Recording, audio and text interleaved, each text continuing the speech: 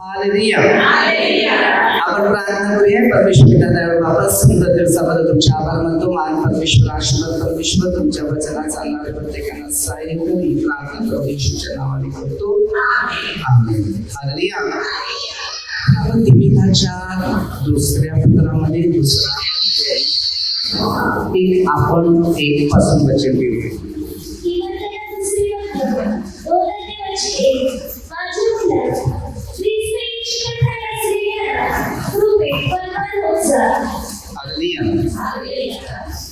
आता आपण परमेश्वरा बरोबर आहेत. वचन म्हणजे परमेश्वराच्या बरोबर. तर त्याने काय सांगितले माहिती, माझ्या मुला काय जर ख्रिस्त येशूच्या ठाई असलेल्या त्या कृपेत बलवान होत जा. काय सांगितले, त्याच्या कृपेमध्ये मजबूत व्हायला सांगितलेलं आहे. आता देवाची कृपा कशी आहे, माणसाला आरोग्य देणारी आहे, शांती देणारी आहे, सामर्थ्य देणार आहे, ज्ञान देणार आहे आणि वरदान देणार आहे. हालेलुया. आता प्रभूमध्ये जी शांती किंवा परमेश्वरामध्ये जी शक्ती आहे ती तुम्हाला ना मला तो परमेश्वर देत आहे. आणि कधी कधी आपल्याला कळत नाही त्याचा अर्थ कसा आहे. पुढे वचन घे.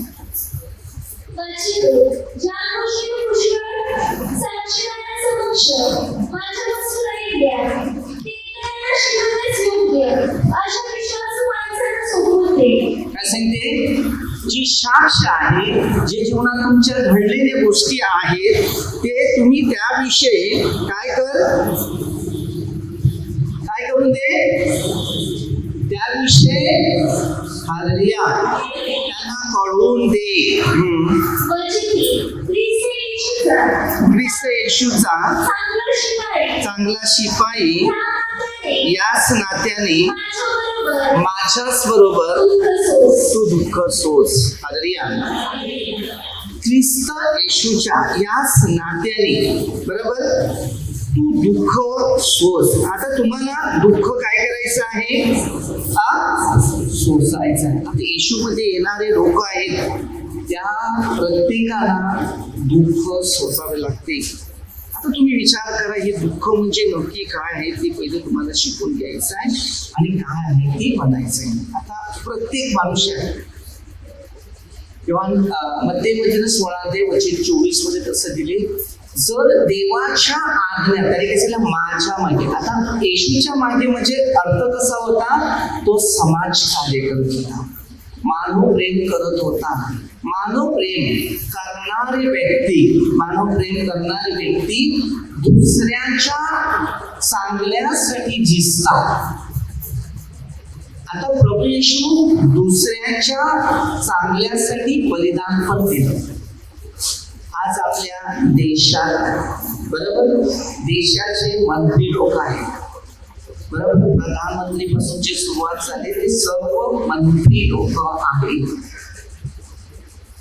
सर्व पोलीस आहेत, मिलिटरी आहे, समाज कार्य करणारे, आध्यात्मिक कार्य करणारे, हे सर्व परमेश्वराच्या नियमाने जे कार्य करत आहेत हे परमेश्वराची महान व्यक्ती असतात.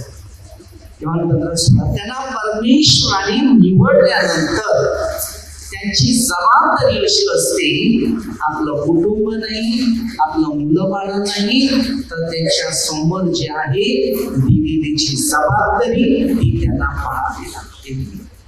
आता देशातले पोलीस मिलिटरी पासून समाजकार्य करून आध्यात्मिक कार्य करून अशी सर्व एक धार्मिक जीवन जगणारे व्यक्ती जे आहेत एक दुसऱ्यासाठीच आपलं जीवन घालवत असतात. म्हणून आपल्याला त्या लोकांसाठी प्रार्थना करणं गरजेचं आहे की कितीतरी त्या युद्धामध्ये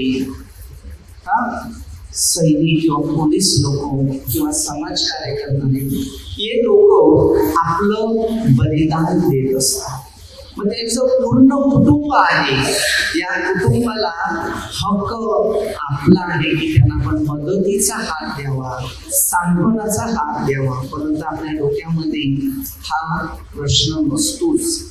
त्याची जबाबदारी सर्व मानवाने ती घ्यायची असते. आपल्या आजूबाजूला आहेत, दुःखी आहेत किंवा निराशेत आहेत की समस्येत आहेत, त्यांना मदतीचा हात देणं आपल्या प्रत्येक मानवाचं कर्तव्य म्हणून त्याला म्हणतात मानव प्रेम. प्रार्थना म्हणजे काय हे पण लोकांना नक्की माहिती नाही. की मी जास्त आनंद स्तुती केली, की जास्त हात जोडले किंवा हात उंच केले, मी भरपूर देवाचं शब्द बोलला नाही. सर्व देवाच्या दृष्टीने योग्य अयोग्य आहे ते देवालाच माहिती असते. पण सर्व शक्य होणार नसते. म्हणजे 7:21 पासून दिलेलं आहे. तर ही जी मानवाची एक कर्तव्य किंवा एक जबाबदारी जी असते, ही जबाबदारी आपल्या प्रत्येकाला नेहमी सांभाळायची. हे बलिदान देणं देशासाठी कितीतरी लोक वेळ आपलं जीवनामध्ये देतात आणि त्याचा भविष्याचा चांगल्या कर्मासाठी बलिदान पण जात असतो.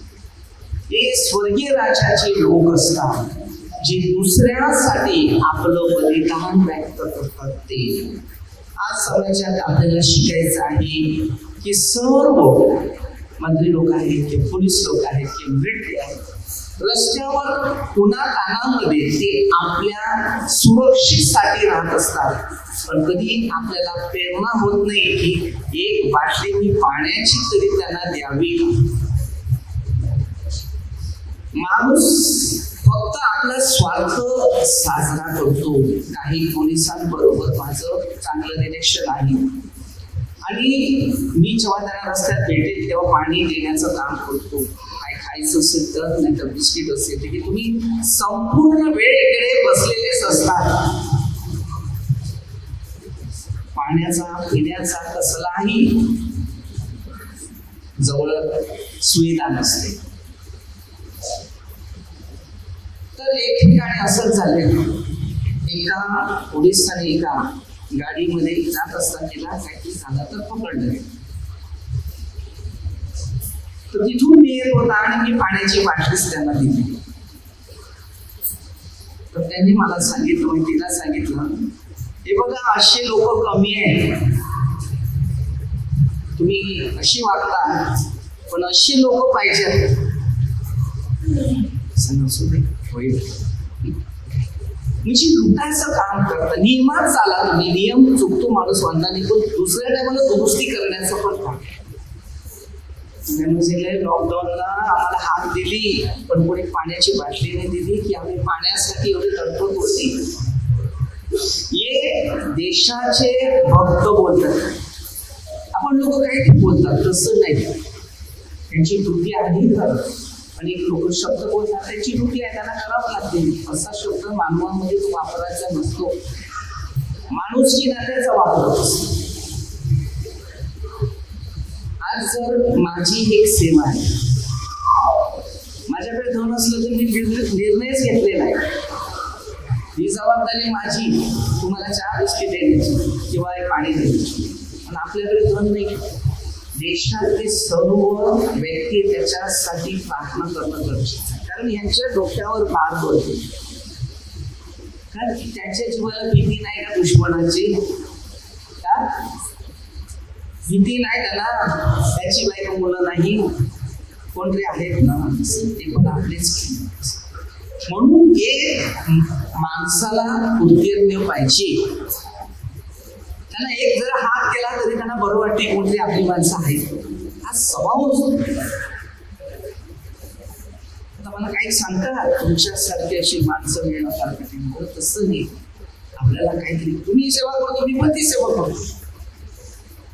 माझी दुःख मला माहिती म्हणून मला वाटते तुमची दुःख आहे तर मला पण वाटते की काहीतरी लागतात. माणसाला भूक आहे. कधी कधी 24 तास त्यांच्या पायाची बुट नाही उघडत. किती? 24 तास तसेच तसंच झालं. हे समाजकार्य असं आहे, आम्ही करतात आम्हाला माहिती. म्हणून एक शिक्षणाबाबतीत अनुभव घेणं गरजेचं आहे. कर्तव्य आपलं पाहिजे. माणुसकी एक नातं आहे. माझं एक गाडीत खाणं, बिस्किट, पाणी आहेच. आशा आहे. किती पोलीस लोकांची अशी परिस्थिती झाली, बरं झालं सांगते, जीवाला आशा आली. भूक आहे ना, दुटी आहे, पण भूक आहे का नाही? सगळ्याच गोष्टी महत्वदायक आहेत पण केल्या. म्हणून देशासाठी पहिली प्रार्थना करायचं.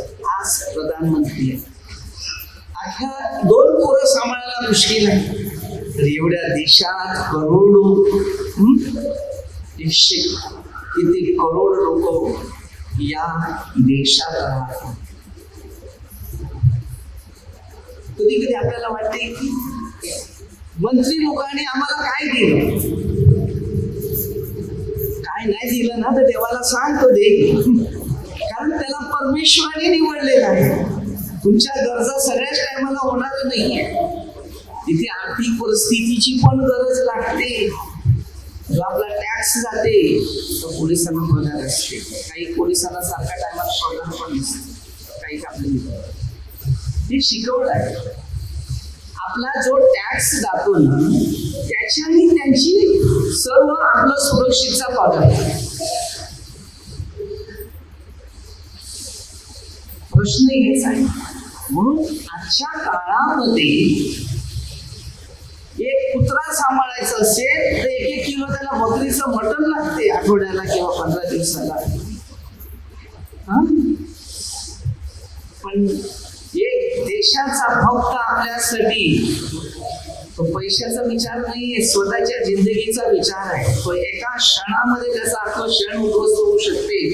पैसा काय त्याच्या कामाला नाही येणार, पण सुरक्षित शक्ती जी आहे त्याच्याद्वारे आज आपण बिनधास्त आहे, कुठे पण फिरू शकतात, कुठे पण जाऊ शकतात. एखादा रस्ता चुकला असेल तर त्यांना पोलिसांना विचारल्यानंतर ते आपल्याला बरोबर या ठिकाणी पोहोचतात. आणि शिक्षण लोकांना एक घास देणे, खाणं देणं साधन. धन पैसा नाही. काय आहे समाजामध्ये माणुसकी नसेल तर मी बोलतो माणूस नाही. कारण आता प्रत्येक माणूस आहे, एकमेकाचे दुःख एकमेकाला सांगितलं जाते, बोललं जाते. सत्याचं शिक्षण आहे. मला काही त्यांची व्हिडिओ, माझी व्हिडिओ त्यांना चांगल्या गोष्टी शिकायच्या. आपण देवाची भक्त आहे आणि देशाची आर्थिक परिस्थिती कमजोर आहे. हातभार लावून माणसाच्या मनाला शांती नसेल तर माणसाचं जीवन आजपर्यंत आपल्या जीवनामध्ये जर परमेश्वराच्या शिक्षणाचा जर अनुभव घेतला नसेल तर आपलं शिक्षण अद्याप आपल्याला सापडलेलं दिसणार नाही. बघा पुढे वचन पण सांगते तसं.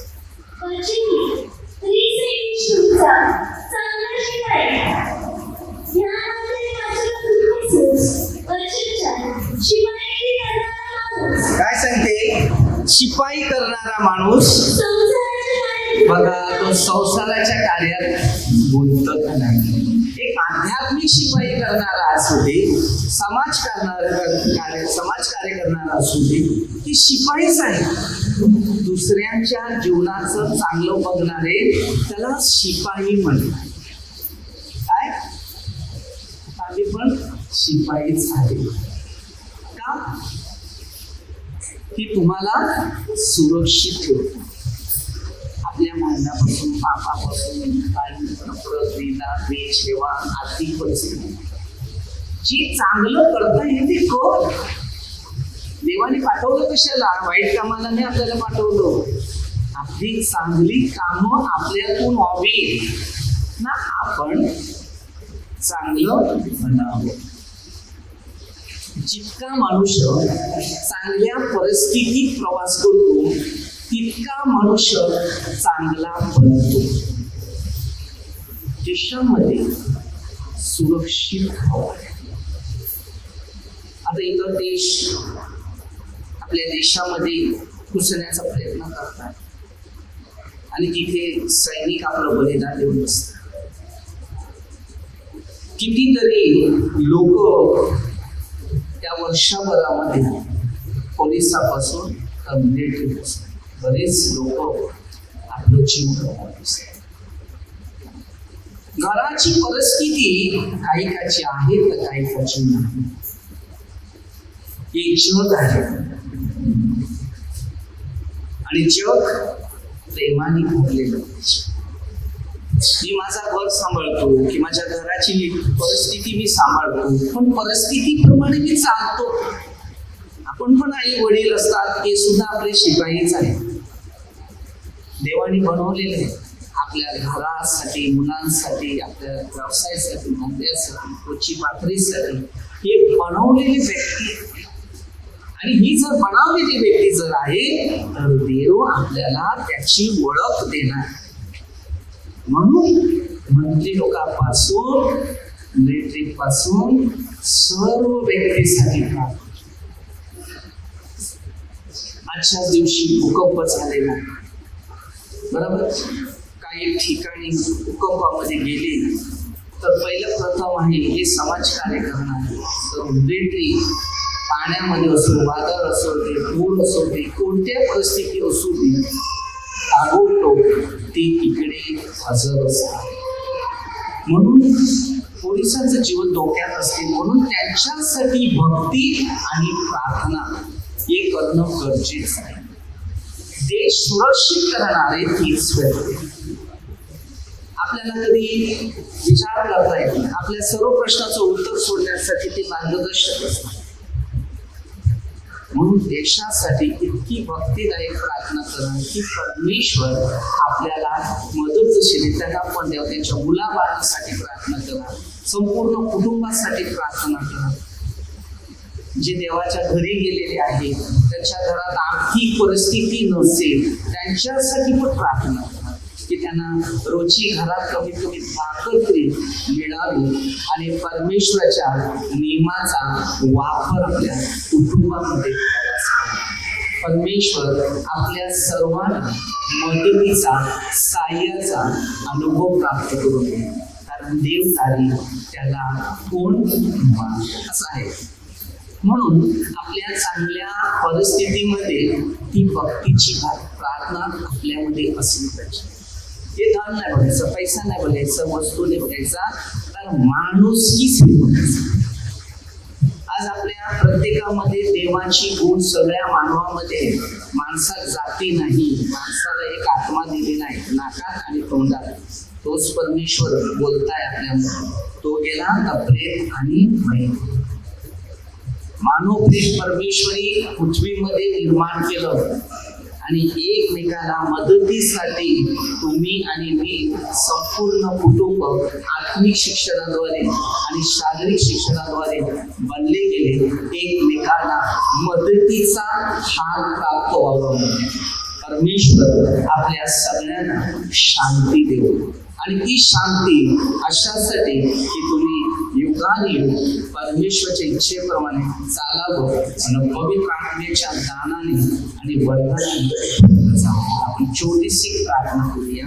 परमेश्वर सर्व मंत्री लोक, सैनिक लोक, त्या लोकांवर तुमचा लक्ष असू दे, त्यांच्या मुलाबाळावर, त्यांच्या कुटुंबावर, आपल्या या चांगल्या देशावर. भारत आपला महान आहे. भारताचे सर्व मानव हे परमेश्वरच्या आज्ञेचे पालन करून परमेश्वरच्या इच्छेप्रमाणे सर्वांनी एकमेकांना मदतीसाठी आपला देश पुढे नेण्याचं काम प्रत्येकाने करावं आणि देशाची शांती आपल्या जीवनात उत्पन्न व्हावी आणि प्रभूच्या मार्गानुसार आपल्या घराला परमेश्वरची शांती व्हावी. ही प्रार्थना आपण परमेश्वराच्या नावाने करतो. सर्व आशीर्वाद देवा. आध्यात्मिक आणि सामाजिक आणि शारीरिक हरेक गोष्टीमध्ये परमेश्वरची सेवा करणाऱ्या प्रत्येकाला पवित्र आत्म्याचा स्पर्श ही प्रार्थना येशूच्या नावाने करतो. हालेलुया.